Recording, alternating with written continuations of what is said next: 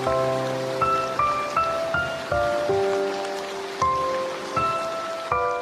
začetku najprej dal film, 8 minut, in poglejmo, kaj nam imajo zapovedati, kako se dogajajo stvari tam. Ladies and gentlemen, we have been very lucky. We had some great speakers at this event so far, and to have Dr. Peter McCullough from the United States. He has been an absolute Trojan for the cause over the last few years, and he's been attacked in the media relentlessly. Like many of us, he's still standing, and he will be on the right side of history, as will you, I promise you. Now, let's correct a couple of things. I've had some brilliant briefings on the WHO from Philip, two of them in Norway, which was excellent. And yes, I would love to claim all the credit for the debate we had in our Parliament on the WHO pandemic treaty, but that would not be right. We have a quirk in the UK Parliament, and the mother of all parliaments, that if 100,000 of our electors write in with a petition for a particular debate, then the government is duty-bound to put on that debate. I'm pleased to say that we managed to achieve a petition total of 156,000 electors for the WHO debate, and so we had that debate, much to the government's chagrin. And of course, they said that there would be no handing over of sovereignty, there would be no giving away of powers, and we wouldn't be agreeing to any of this. Well, unfortunately, governments, as we know, do not always tell the truth. Ladies and gentlemen, some 7 years ago, I didn't think I'd be sitting here. I was leading the Leave campaign for the East Midlands to leave the European Union. And as you know, we were successful. However, I am delighted to be back here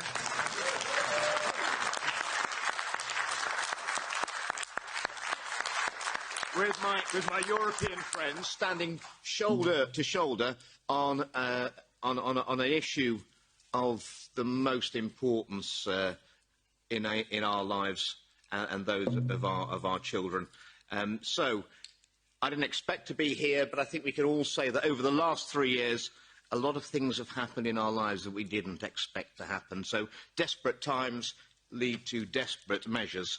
And the main point I want to make in my address to you today, in the time that I've got available, is that, and I want you to hear loud and clear, that the very concept of the democracy that we've taken for granted all of our lives is under threat as it never has been before. And it's not just in my country, it's not across Europe, it is across the whole of the world. It's not from external armies mounding up on our borders this time, but it is from the corruption and the decay of our own institutions who are allowing this to happen. I think every one of us who's elected and represents our people, we need to remember that we are always the servants of the people. We are not their masters, and some of my colleagues and some elected representatives around the world have forgotten this lesson. They will need to learn this lesson again. We are entrusted to represent our constituents and their best interests at all times. And when their rights are threatened, we are duty-bound to defend them. Again, many of my colleagues seem to have forgotten that, and the turnout even for the WHO debate in our Parliament was very, very disappointing. So, the global pandemic treaty is such a threat to our sovereignty, looming ominously on the horizon, together with the amendments to the international health regulations, which will fundamentally, if they're passed through our parliaments, alter the relationship between the citizens and the state.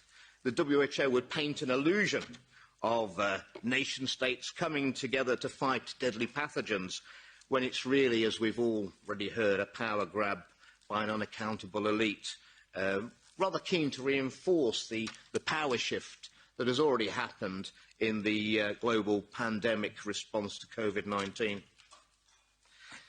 The recommendations made during COVID-19 by the WHO were advisory, and they now want them to become mandatory. I mean, let's face it, the WHO did not exactly cover themselves with glory with their recommendations during the COVID-19 pandemic. It was a litany of disaster, a disaster which the WHO were not even keen to look into. They've had no review of their performance and their recommendations during the recent COVID-19 pandemic. So confident are they that their ideas and their advice was absolutely perfect. So there can be no doubt that if we fail to learn the mistakes of history, certainly that as far as the WHO are concerned, they are doomed to repeat them. So the World Health Organization is an unelected, diplomatically immune, tax-exempt group that bears no resemblance to the good faith Florence Nightingale Union of Nations set up over 75 years ago. Public health and the decisions surrounding it now exist as a monopoly of the WHO, headed up by bureaucrats in Geneva, whose leadership has been embroiled in scandal after scandal. And the majority of the influence on the WHO now is by external entities. And indeed, as has been mentioned, one of the richest men in the world has a massive influence over the WHO. Indeed, I think 84% of all the funding of the WHO now is by external commercial sources, with an ability to direct the area that your generous donations to the WHO will send their policies. So it's basically pay to play. If you have enough money, you can influence the WHO. Not exactly the people I'd like to be deciding in the future whether my constituents are locked into their houses, whether they can see their relatives, if they have to wear masks, and if they have to take mandatory medication.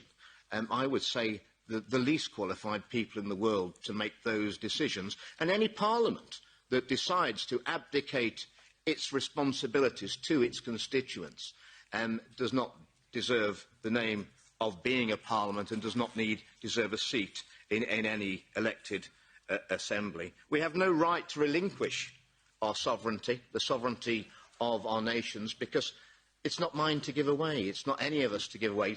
Sovereignty always belongs to the people, and every election should be returned back to the people, where they will again decide who they allow to represent them for the next parliamentary period. Forests can be grown for 1,000 years, but can be chopped down in a few weeks, and the same is with our democracy. I've actually been shocked, and I think people in the UK have come to take our democracy and freedoms as a right, an entitlement, that's something that would never be taken away. But I'm equally shocked that those in Europe who have suffered under tyranny in living memory would, again, perhaps acquiesce to that position again without resistance. So I don't think I'm being dramatic when I say that the Global Pandemic Treaty and the amendments to the International Health Regulations will allow the WHO to declare a public health emergency of international concern, a FAKE, abbreviated to, and not only when to call it, but how long it would last and when it would be over. And I suspect that it would be a very long time before we had democracy returned to our independent parliaments.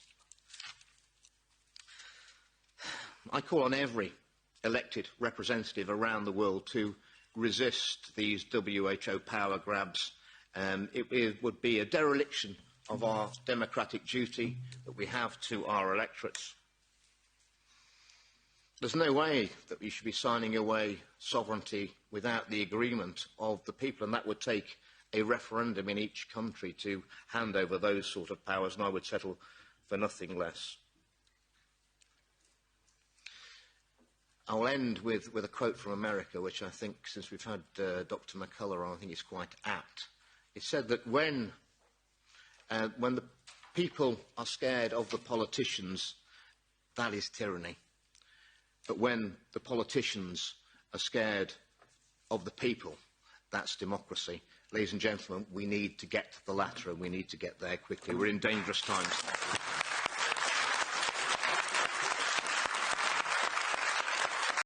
Torej, redko kdaj poslušam tako dober, zgoščen govor, ki je na takšnem političnem nivoju in blizu ljudem, kjer lahko besede vsak razume, še posebej tisti, ki smo bili deležni vse te represije skozi ves čas.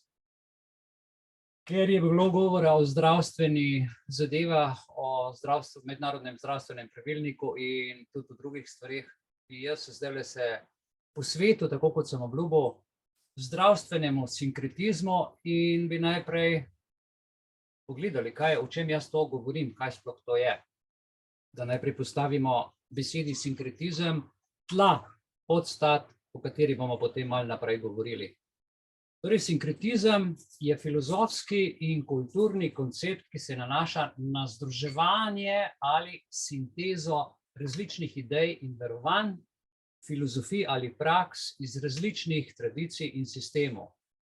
Gre za proces, pri katerem se elementi različnih izvorov združijo v neko novo celoto, ki izraža neko novo obliko sinteze ali integracije, se pravi, nastaja neka povsem nova oblika. Čemur smo priče pri mednarodnem zdravstvenem pravilniku, ki nastaja zdaj po vsem svetu in kjer države dajajo različne ideje glede na njihovo kulturno stanje, versko stanje, politično in tako drugače. V kontekstu zdravja in zdravstvenih predpisov, ki jih ta hip izvaja Svetovna zdravstvena organizacija, se sinkretizem nanaša na združevanje ali kombiniranje različnih kulturnih tradicij v neko novo obliko verovanja. In ko sem to primerjal, sem rekel, pa saj jaz sem pred tolikim leti študiral teologijo in tam smo imeli, če je papež rekel eno stvar, je bila to dogma. Dogma, a veste, kaj je dogma? Poslušaj in naredi, ne sprašuj se nič o tem. To so pa zdaj, tle so pa zdravstvena pravila, ki so v tej knjigi in so dogma. Nihče o tem se ne sme spraševati, je to prav ali ni prav. Veste, ta nova oblika vključuje elemente iz različnih verskih sistemov, obredov, simbolov, verovanj, prepričanj, kultur, praks, zdravstvenih metod in zdravljenja, ter jih prepleta v neko novo prakso ali filozofijo, kot jo poznamo danes, in se jo reklamira skozi United Nations in Svetovno zdravstveno organizacijo kot eno zdravje ali v njihovem, bom rekel, jeziku One Health. Zdravstveni sinkretizem se lahko pojavi zaradi stika med različnimi kulturami ali pa tudi zaradi druge želje, pomoči, po nadzoru, med različnimi migracijami, kolonizacijami ali preprosto zaradi posamezne želje po združevanju različnih idej ali verovanj v svojem osebnem prepričanju. Jaz tukaj vidim Tedrosa Adhanom Ghebreyesus, generalnega direktorja Svetovne zdravstvene organizacije, kot novega verskega voditelja, kot papeža zdravja. In to je Biblija, ta IHR iz 2005, in zdaj iz različnih držav dodajajo svoje stvari in ta Biblija raste tako kot leta 300 okoli našega štetja, v 3. stoletju, ko je Tridentinski koncil Biblijo zbral skupaj, knjige, ki so pasale skupaj, so jih dali v Biblijo, kar pa ni šlo v politično agendo, pa so jih pač spurali, zavrgali in to je to, kar imamo danes. Glejte, cilj zdravstvenega sinkretizma je običajno ustvariti novo, sintetično razumevanje sveta, ki združuje vse elemente različnih tradicij. Smo rekli in kultur, zdravstvenih sistemov, znanosti, informatike, skratka tudi sintezo sodobne tehnologije. Vendar pa lahko zdravstveni sinkretizem povzroči tudi nekatere izzive. Lahko se pojavijo konflikti med različnimi idejami ali praksami, ki so združene v eno, zaradi česar je težko doseči doslednost ali enotnost v znanju, v praksah, v medicinski etiki, o etiki bomo enkrat posebej govorili, tudi danes nekaj, o etiki, o verovanju ali generalno o filozofiji sinkretistične želje posameznika. Tukaj ta Jezus želi postati šef sveta skozi zdravstveni pravilnik, ob tem ne pozabimo, da se ta sinkretizem in upravičeno kritizira zaradi, tako kot smo zdaj slišali v videu, zaradi izgube svobode, zaradi izgube suverenosti, avtentičnosti ali tudi zmanjšanja pomembnosti izvornih nacionalnih tradicij. Težko je doseči doslednost, smo rekli, ali enotnost v znanju, v praksah in v etiki in te tradicije. Ob tem je treba biti pa včasih tudi pošten, mislim, da ja, in si priznati, da je sinkretizem lahko tudi nekaj pozitivnega prenese. Je lahko tudi vir novih stvari, ki iz ene države v drugo državo se prenese. Lahko je tudi, recimo, po domače povedano, čudovit vir informacij, inovacij, kreativnosti, razumevanja med različnimi kulturami in tradicijami, v pozitivnem smislu seveda. Lahko recimo sinkretizem služi kot most med ljudmi, ki imajo različna prepričanja, kjer se spodbuja dialog, recimo medsebojno spoštovanje in sprejemanje raznolikosti. Vendar le v primeru, kadar se sinkretizmu dosledno spoštujejo, tako kot imamo mi v društvu, naravni zakoni in matematična logika. Dokler ljudje lahko to razumemo in praktično uporabimo. Zelo pomembno je razumeti, da se pojavnost in vrednotenje sinkretizma razlikujeta med posameznimi kulturami. Nekateri v sinkretizmu vidijo pozitivno in koristno združevanje, medtem ko ga drugi zavračajo in kritizirajo iz različnih razlogov. Največkrat zaradi kulta scientološke sodobne dogmatične razumske znanosti. Sinkretizem vrednoti in spodbuja z neverjetnimi gesli, kot so nobody will be left behind, oziroma nikogar ne bomo spregledali, nihče ne sme ostati zadaj, ali z drugo besedo, vse moramo vključiti, vsi se moramo zbrati, vsi moramo enako razmišljati, enako početi in tako naprej. To so ta neverjetna scientološka gesla, ali bolje, potrebno je delovati medgeneracijsko, vključevalno, pa recimo zdaj moderno zeleno, pa če še enkrat ponovim, združevalno.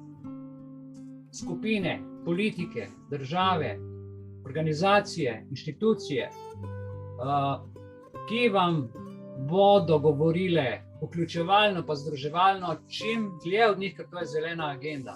Zaradi tega, ker ne vejo, v kaj vključujejo, ker je vse virtualno, vse namišljeno. Zdaj, da bi bilo to sporočilo jasno za vse, želim pojasniti, kaj je to scientologija. Namreč, jaz sem leta 1984 na teološki fakulteti diplomiral iz ene posebne vede, to je moralna teologija, in pa imel sem naslov ponovno javljanje starih oblik religioznega v novi obliki z novimi imeni. Takrat, leta 1984, sem se srečal z Hubertovo scientologijo, sem dobil knjigo iz Londona in sem imel novo teološko mojo to diplomo. In vsi profesori, moram reči, da so bili na teološki fakulteti presenečeni, ker prvič za to niso slišali, za to niso vedeli, ker je bila nova znanost. Takrat je prihajal ven, če se spomnite, 80-90 leta se je prav ta sporedna znanost širila in scientologija je tako imenovan bil takrat prepoznan novo versko-gibalni sistem kot neko novo duhovno gibanje, ki je bilo ustanovljeno v 20. stoletju.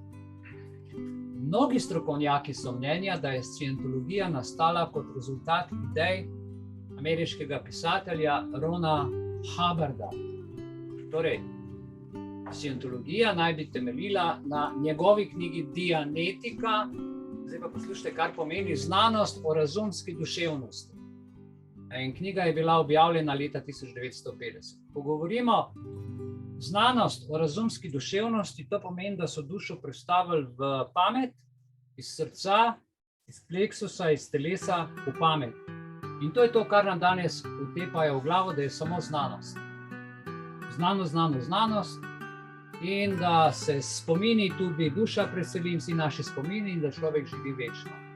Glavna ideja scientologije je, to je kar se danes tudi čuti, če boste malo širše pogledali, o čem se ljudje vse po svetu pogovarjajo, da predstavlja duhovno bitje, imenovano Thetan, T-H-E-T-A-N. In ta Thetan, to duhovno bitje, ki ga predstavlja scientologija, je večen in nesmrten. To je čisti transhumanizem, samo tle so neki začetki, zdaj grejo pa tle skozi to tehnologijo. Večen in nesmrten. Scientološko gibanje verjame v proces duhovne preobrazbe in oni to kličejo auditing, s katerim posamezniki dosežejo večjo samospoznavanje in osvoboditev od negativnih miselnih vzorcev. In če ste pozorni na obnašanje recimo slovenskih politikov v zadnjih 10 letih, boste opazili točno to. Teženje po večnosti, nesmrtnosti, s pomočjo znanstvenih in scientoloških prijemov. Torej, naša vlada, naši vladniki in državna uprava se v zadnjih 10 letih res so se oddaljili od ljudi in od naroda. Od nas, ki smo jim recimo zaupali, in dali pač glasove in svojo suverenost, da v našem imenu odločajo, danes je to pravljica za lahko noč. Glede, scientološko gibanje zagovarja uporabo različnih tehnik in pristopov za izboljšanje človekovega duševnega stanja ter dosego višje stopnje duhovne zavesti. In kot sem že prej rekel, ta tehnika se imenuje auditing, treniranje. To so auditing seje, tečaji recimo o komunikaciji, tečaji osebnostnega razvoja, tečaji poslušnosti, tečaji razumevanja življenja kot takega v gibanju in tako naprej. In druge metode, ki naj bi posamezniku, ki se udeleži teh tečajev, omogočile boljše življenje in doseganje svojega polnega potenciala. Zdaj pa, če se vi malo zrete na Facebook, na Twitter, posebej na Instagram, boste videli, da ljudje, posebej ženske, pa mislim, da moški, so postali svoje telo in vse te telovadnice in tablete in vse te razna spodbojevala postavili na oltar večnosti. To je zelo vprašljivo, to je kult telesa, kjer se zanemarja duh, dušo in pa druge plasti, ki dajejo našemu življenju celoten smisel. In scientologija kot versko gibalno gibanje pa ni brez kontroverznih dogodkov. Imajo tudi veliko kritikov in nekateri trdijo, da je gibanje sekta, ki izkorišča svoje člane finančno in psihično. Jaz, ki sem to raziskoval, vam povem dve stvari. So stvari, ki so izjemno uporabne in jih človek lahko uporablja čisto v vsakdanjem življenju res za večji uspeh, za doseganje svojega potenciala na psihični, mentalni, duševni, fizični ravni. Na eni strani in na drugi strani pa človek, ki se vključi v tako sekto, mu res poberejo vse. You will have nothing and you'll be happy. Imel boš nič in boš srečen. In to je iz tega kulta ven. In nekateri kritiki trdijo, da je gibanje sekta, ki izkorišča, smo rekli, svoje člane, in to je res. Ljudje, ki jim je uspelo se iz kulta pobegant, so imeli v življenju veliko težave, marsikoga, ki pa bil malo višje, so pa tudi seveda ga je to stalo življenje. Scientologija je velikokrat tarča kritik zaradi pomanjkanja preglednosti, svoje voljnosti, ker mislijo, da so bogovi, in tle se točno vidi njihov način delovanja, aktiviranja. Naprimer, en tipičen primer človeka, ki je v scientologiji zelo visok, je filmski igralec Tom Cruise in pa še mnogi drugi, ker je to tam zelo popularno. In pridejo mnoge težave pri njihovih pravnih zadevah, ker si čisto svoj svet ustvarjajo. Pomembno je poudariti, da je scientologija kot verska skupnost v nekaterih državah sicer prepoznana, medtem ko jo drugi obravnavajo kot absolutno nesprejemljivo organizacijo, škodljivo za družbo in za ljudi. No, torej, razumevanje scientologije je torej kompleksno, je odvisno od razumevanja in vsebine, s katero je posameznik seznanjen, in moram vam povedati, da seminarji, ki se dogajajo za naše politike, za našo državno upravo, za ljudje, ki se izobražujejo in ki jim država plačuje, sploh ne vejo, da ko pridejo na seminar, da pridejo v kult, ker zgleda tako tehnološko, pa tako dobro, pa učitelji, ki so, pridejo z nekim znanjem, ampak nihče jih ne vpraša, od kje je to znanje in kaj je baza tega znanja in kaj je tudi namen.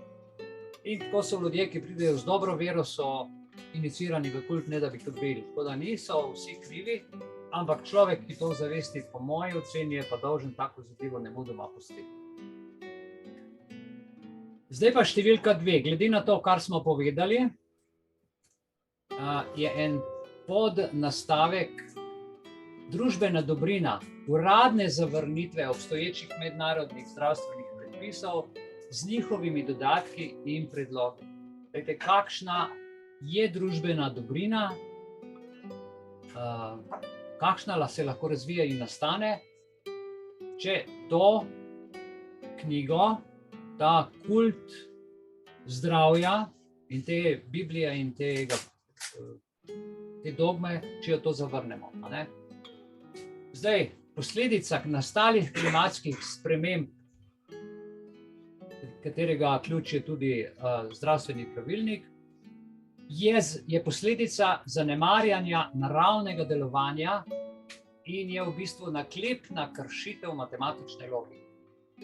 Kaj so naravni zakoni in kaj je matematična logika?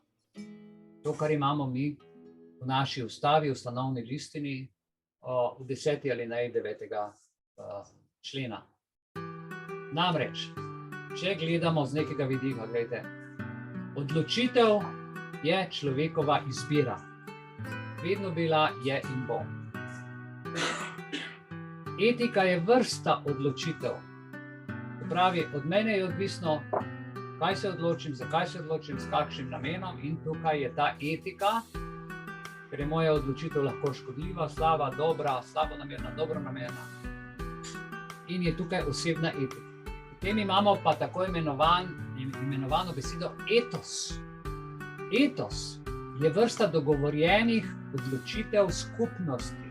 In recimo, če rečemo, da imamo v našem društvu etos, ki je malo drugačen od etosa drugih društev, malo drugačen od etosa države, potem smo kot društvo za srečno življenje Belis v tej 10. alineji 9. člena iz ustave, kjer govorimo o naravnih zakonih z matematično logiko, kako zdaj lahko mi za reševanje klimatskih sprememb recimo to vključimo v finančne zagate, zdravstvene predpise in omejevanje širjenja epidemioloških pojavov ali drugih sodobnih zdravstvenih groženj. O tem bomo zdaj malo spregovorili. Zakaj te zapovedi ali zakonsko določen člen iz ustavne listine društva za srečno življenje ne smemo kršiti ali prekršiti? Zakaj? Se pravi, društvo Belis kot skupnost, prej smo rekli, da imamo ta svoj etos. Etos je skupnost etike posameznih članov, ki se vklaplja in priznava ustavo, ustanovno listino društva Belis, kjer se spoštujejo naravni zakoni in matematična logika, kar pomeni, da se priznava in sledi temeljnim zakonitostim, ki urejajo naravne pojave in logične postopke. Jaz med covidom sem zelo malo logike videl in zelo malo naravnih pojavov, ker injekcije so umetne, biološko orožje je umetno, logičnih postopkov pa ni bilo, ker so bili ukrepi kar neki. Naravni zakoni, predstavljajo objektivne in dosledne zakonitosti, ki opisujejo delovanje narave in delovanje vesolja. Matematična logika pa je sistematično orodje za analizo, dedukcijo in razumevanje matematičnih konceptov ter njihovo logično utemeljevanje, da človek razume, zakaj gre. Vendar se zgodi, da naravni zakoni in matematična logika niso popolnoma spoštovani in sploh niso videti. Mi včasih, ali se zmotiš ali pa namerno narediš, ampak to je vprašanje etosa ali pa osebne etike. Primeri kršitev, recimo naravnih zakonov, najmanj primer, je primer onesnaževanje človeških odnosov. Imamo ljudi, ki pridejo v društvo In tak človek je v bistvu človek, ki onesnažuje odnose med člani. Imamo pa ljudi, ki delajo obratno, ki osvežujejo odnose, prinesejo svežino, sonce, ljubezen, svež veter. In zdaj taka dejavnost lahko povzroča pozitivne ali pa negativne posledice znotraj družbene skupnosti. Posledično to vpliva na družbo in na družbeno vzdušje in počutje. Ne samo društvo, ampak tudi na družbeno. Se spomnite, ko smo se pred letom in pol nekaj pošiljali, pa po mailu, pa po Facebooku, vsa družba je odmevala, vibrirala, se pravi na razne govorne izjave. Taka dejanja nasprotujejo, gledajte, naravnim zakonom, ki urejajo ravnovesje in ohranjanje med pravom, etiko, recimo moralo in predvsem etosom. Poleg tega se včasih matematična logika, seveda, kot smo rekli, lahko zmoti ali pa se jo namerno krši v različnih kontekstih. Na primer, primeri so recimo politična manipulacija, ki se lahko uporablja kot politična in medijska lažna informacija z zavajajočimi argumenti, kar vodi do kršitve logičnih načel in racionalnega razmišljanja. Tudi v znanstveni skupnosti se včasih pojavi napačno, če ne celo dogmatično, o čem smo prej že govorili, razumevanje ali interpretacija matematičnih konceptov ali kar postavljanje znanosti. To moraš verjeti, brez da karkoli sprašuješ, kar ne gre v matematično logiko, niti v koncept, ali pa recimo postavljanje znanosti kot univerzalne rešiteljice vseh težav, kar lahko vpliva na verodostojnost in pravilnost znanstvenih raziskav, predvsem takrat, ko jih omejujejo, ko se jih omejuje ali celo preprečuje. In to omejevanje svobode govora je največji problem, ker marsikdo, ki bi bil dojemljiv za idejo, za rešitev, za neko pojasnilo, ki je strogo pravilno znanstveno od ljudi, ki so strokovnjaki, vendar so izgubili službo ali niso mogli napisati članka ali ne pridejo na televizijo, na YouTube ali brišejo celotne kanale. In komunikacija je lahko veliko zdravilo, lahko je pa tudi velika poguba. Takšne kršitve naravnih zakonov, matematične logike, smo zdaj ugotovili, da dejansko lahko imajo izjemno resne posledice. Naprimer, to gre za onesnaževanje družbenega in socialnega okolja, kar lahko privede do zatiranja družbene raznovrstnosti. Ogrozi zdrave ljudi in destabilizira pravico do dostojnega in človeka vrednega življenja. V primeru političnih manipulacij pa lahko privede do zavajanja javnosti, kar se nenehno dogaja, do razpok v družbenem zaupanju in negativnih vplivov na prave demokratične procese. Zato je pomembno, zelo pomembno, da skupnost ozavešča o spoštovanju naravnih zakonov in matematične logike, da to zahteva, da to spodbuja, da to uporablja in to v različnih kontekstih. Tako v vzgoji, tako v šolstvu, tako v kulturi, tako v politiki, mediji in tako, da ne naštevam vsega. Vejte, ker to zahteva kritično razmišljanje, zahteva znanstveni pristop. Znanost se mora nenehno izpraševati. Kdor ne dovoli študije, izpraševanja, testiranja, to je dogma. To je v bistvu potem propaganda. Propaganda, ki jo moraš kupiti za določeno ceno. Zahteva se pri matematični logiki vedno preverjanje dejstev in skrbno presojo informacij. Torej, spoštovanje naravnih zakonov in matematične logike je temeljnega pomena za ohranjanje ravnovesja, napredka in celovite ohranjanje skupnosti. Če hoče skupnost ostati zdrava, celovita, potem je treba to spoštovati. Zavestno in aktivno spoštovanje naravnih zakonov in matematične logike prinaša številne koristi za skupnost. Ne samo v društvu, ampak tudi izven društva. Dejansko, če se mi krepimo navznotraj, potem to tudi zavibriramo navzven.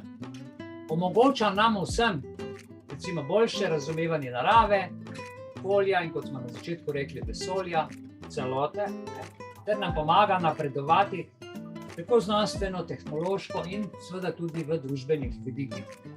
Spoštovanje naravnih zakonov nam omogoča boljšo kakovost življenja v celotni družbi.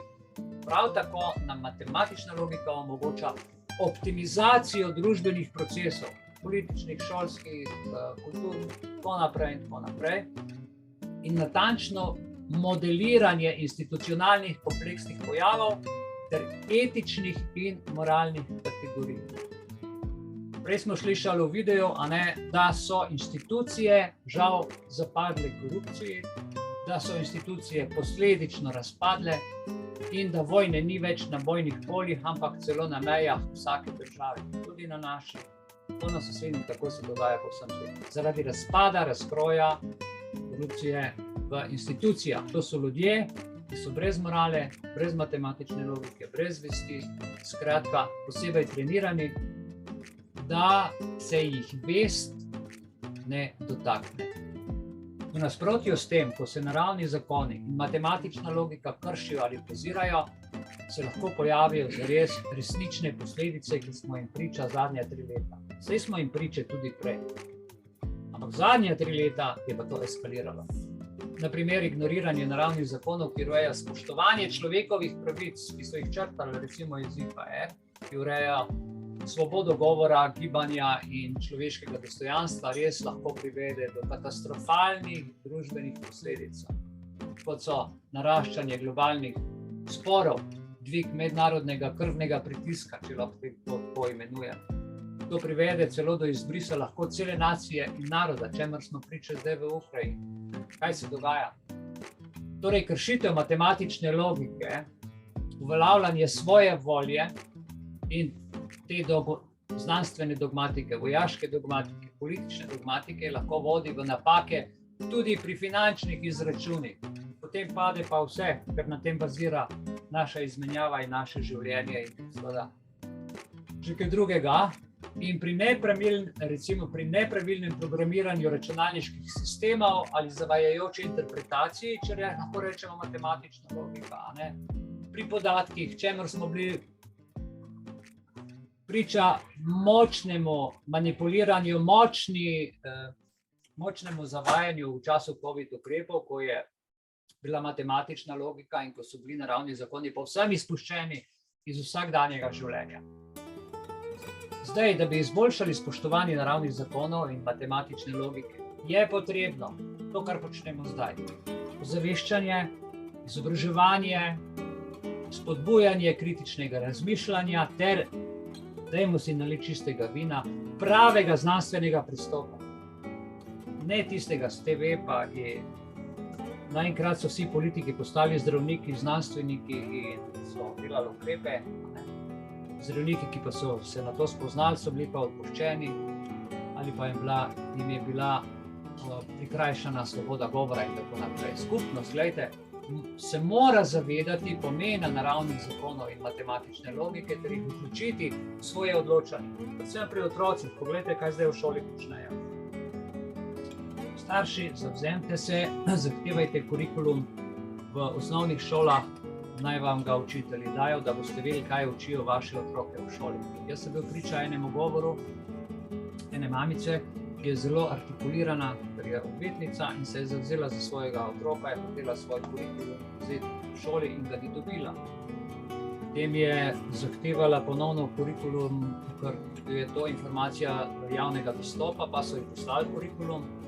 Iz prejšnjega leta je rekla, da pa ni mislila tega, pa so ji rekli, ja, saj niste napisali katerega. In gledajte, gre za manipulacijo prve vrste in seveda tudi ni dobila, ker so hude noter tudi napotki glede mafije, glede kabale. Tako da gledajte, tudi ključni dokument, tako pomemben dokument, kot naj bi bil, pa to ni mednarodni zdravstveni predpisi, ki jih trenutno oblikuje Mednarodna zdravstvena organizacija pod okriljem Združenih narodov, spada v ta institut. Torej, spoštovanje naravnih zakonov in matematične logike, to je moje osebno mnenje, morda se vsi ne strinjate, raziskujte, je ključno za napredek. In če želite, ko govorimo o zelenem, dajmo se približati tem našim trajnostnikom za prihodnost boljše skupnosti, ne? Je ključna za napredek, za razumevanje in, če želite, moderno zeleno besedo za trajnostno prihodnost, skupnost. Zavedanje o tem pomenu in na njihovi dosledni uporabi nam zagotovo omogoča boljše razumevanje sveta, reševanje bolj kompleksnih problemov in zagotavljanje blaginje za nas in za naše prihodnje generacije. Potrebno je govoriti. Sedaj bi pa, glede na to, da govorimo iz Ljubljane, Slovenije in srca sveta, recimo, da je Slovenija srce sveta, in izražamo svojo nacionalnost, patriotsko, bom rekel patriotsko dejanje. Kakšno naj bo moje patriotsko dejanje proti globoki in ograbljeni državi? Ko rečem globoka in ograbljena država, mislim na tiste inštitucije in na tiste ljudi in na tiste politike, o katerih sem prej govoril in o katerih smo bili priča iz prvega filma, ne? V sodobnem političnem in družbenem kontekstu se pogosto srečujemo s pojmom globoka država, ki predstavlja skrite strukture in mehanizme moči znotraj državnih inštitucij. Globoka država se zaznava kot entiteta, ki deluje neodvisno od izvoljenih političnih predstavnikov in si prizadeva ohraniti in krepiti samo lastne interese, pogosto na račun resnice in pravičnosti. Tukaj bom obravnaval nekaj patriotskih dejanj, ki se upirajo globoki državi in si prizadevajo za pravico in resnico. Zato je tako pomembno, da govorimo. Patriotizem izhaja iz globoke ljubezni do svoje domovine in skupnosti ljudi, ki živimo skupaj. Tukaj na tej prekrasni površini, v tej lepi, čudoviti Sloveniji, se lahko manifestira kot zelo pomemben dejavnik skozi sončne ljudi, veselje ljudi, da ne rečem srečne ljudi za vzpostavljanje pravičnosti in resnice. To, dragi člani Društva Belis, je naše poslanstvo.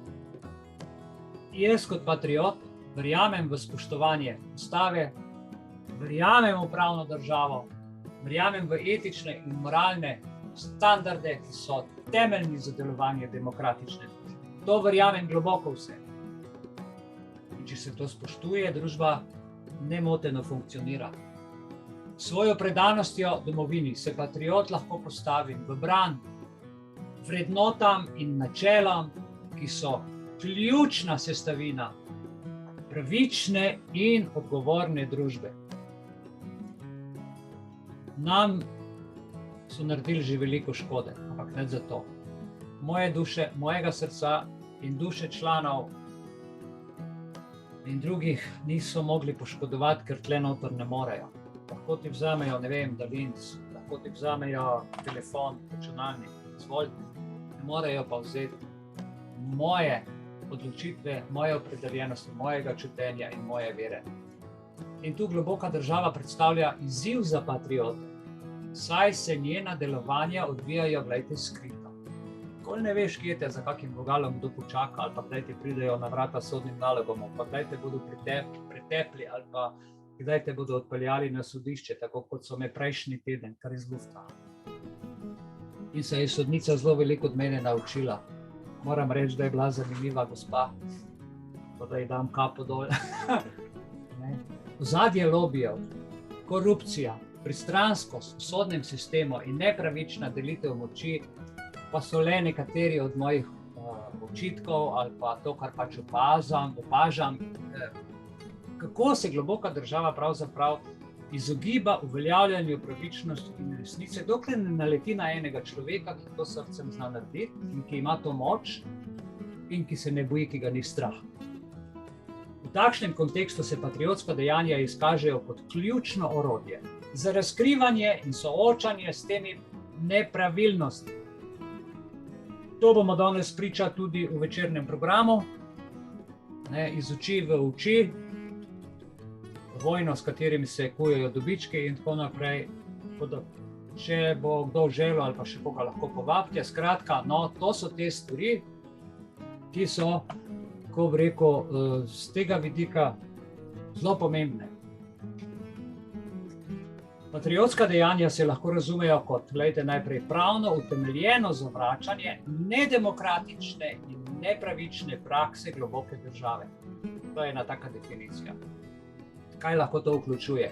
Recimo, razkrivanje korupcije, to, kar smo skozi delali, pa smo imeli tukaj tudi razne žvižgače skozi razne filme, ki aktivno sodelujejo v političnih gibanjih, uporabljamo pravna sredstva, to tudi pri nas je to kar redno, iz tega smo pravzaprav potem izrasli za uvajanje pravic, ne pravna sredstva, kaj smo ljudem s formularji pomagali in vse, ampak zdaj je konc tega, zdaj bomo pa enkrat samo za naše člane naredili, samo za naše društvo in to bo izstopil.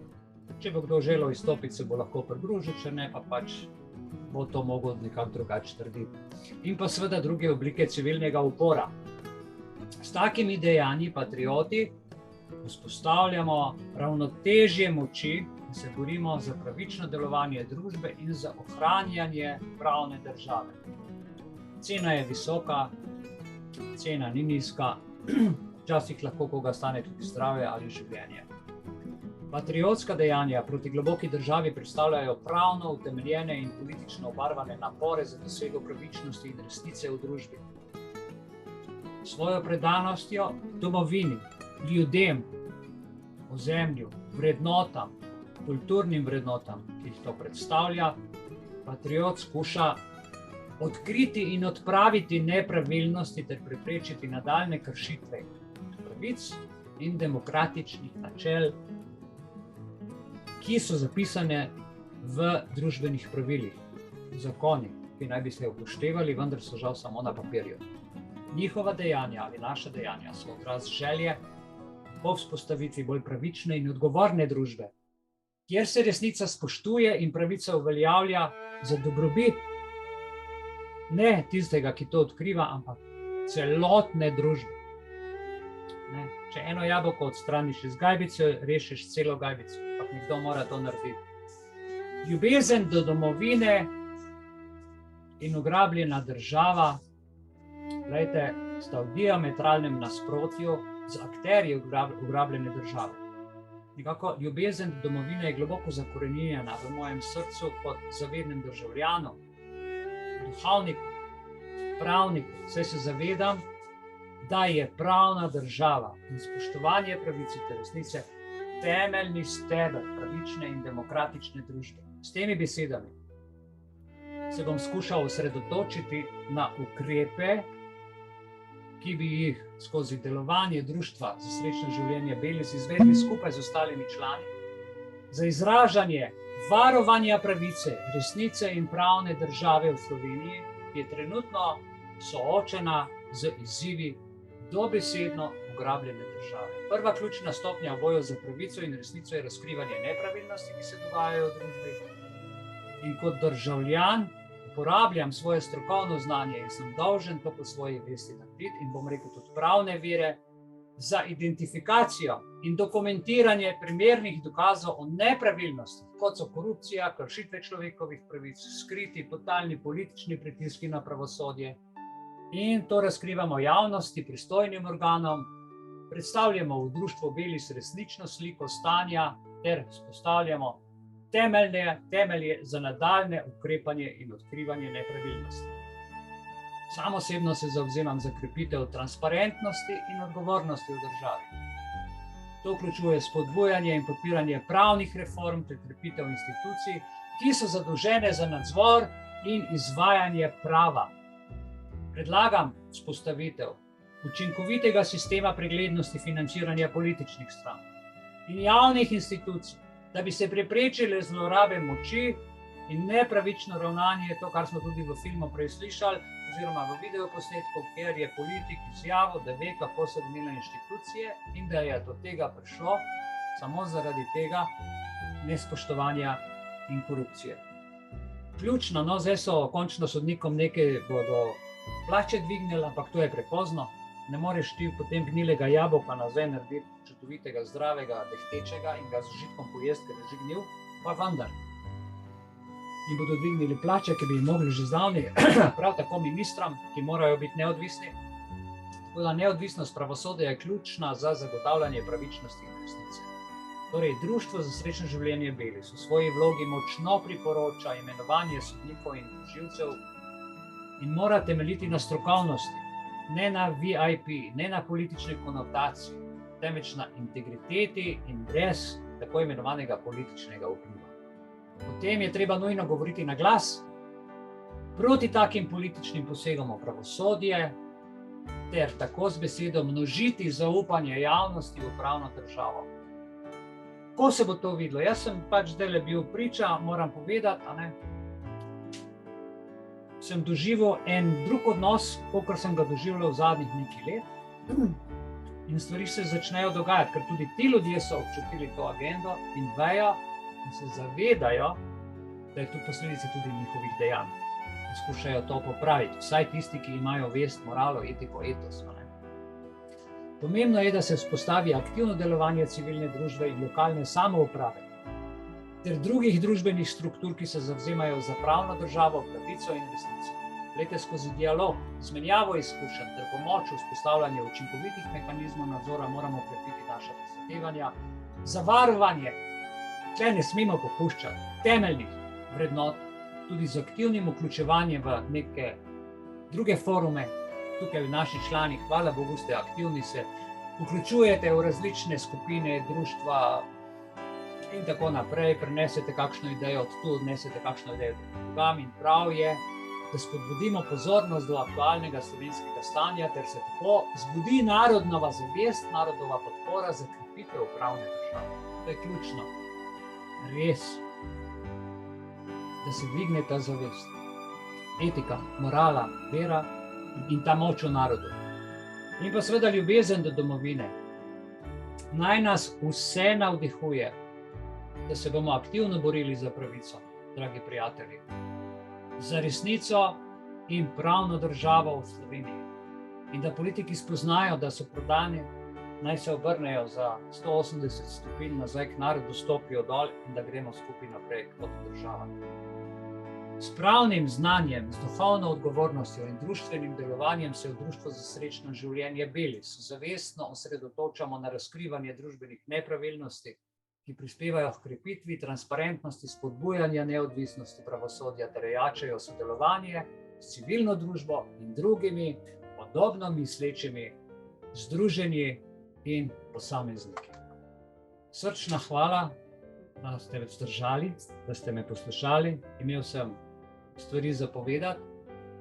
Za zaključek pa pozitiven film, pozitivno sporočilo, ki je ta teden prišlo, to se pravi 3 dni nazaj iz Avstralije. Jaz sem zadeval, kot sem lahko prevedel, tudi vse, kar prihajalo. Sem že mislil, sem zaključil, pa nisem. No, skratka, jaz vam zdaj tole predvajal in mi je všeč, ker se mi je koža naježila, ko sem poslušal, tako da vam želim zdajle zelo kratek, mislim, da je 2 minuti in v 2 minutah boste videli, kaj je človek povedal. Sekundo. This week represents a rare victory for Australian sovereignty. A victory for common sense, decency and humanity. And a victory against the sprawling monster of unelected, unaccountable foreign bureaucrats at the United Nations World Health Organization. You'll recall the World Health Organization proposed to change their health regulations that guide member states in the event of a disease outbreak like COVID, from guiding member states to being mandatory on member states, including Australia.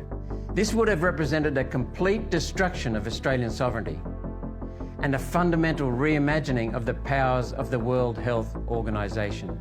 Last December, the Liberal National Morrison-Joyce government voted in favour of these changes, yet many sensible countries voted against, and the proposal was lost. Undaunted, the United Nations World Health Organization tried again this year. After months of heavy criticism, one nation and those opposing these measures have had a huge win. The final report from the International Health Regulations Review Committee, released this week, has dropped the proposed changes. The United Nations World Health Organization will remain an advisory body. Dystopian demands such as allowing the World Health Organization to make binding health orders overriding state and federal control have been tossed out. This includes the proposed powers that would have allowed the World Health Organization to control systems for proof of vaccination or vaccination status, quarantine procedures, citizen travel and mobility, forced vaccination, lockouts, lockdowns, mandatory detention, and other completely unacceptable infringements on people. Gone is the universal health passport or vaccine passport that was going to control the ability of citizens to travel between countries in a permanent capacity. It was decided that this would raise ethical and discriminatory concerns. A global digital vaccine passport will no longer be developed under the committee's powers for now. The committee will remain confined to actual public health emergencies rather than potential health risks undefined, removing the widely held fear that their scope could be extended to climate lockdowns and other human rights abuses, which would have been possible because the United Nations World Health Organization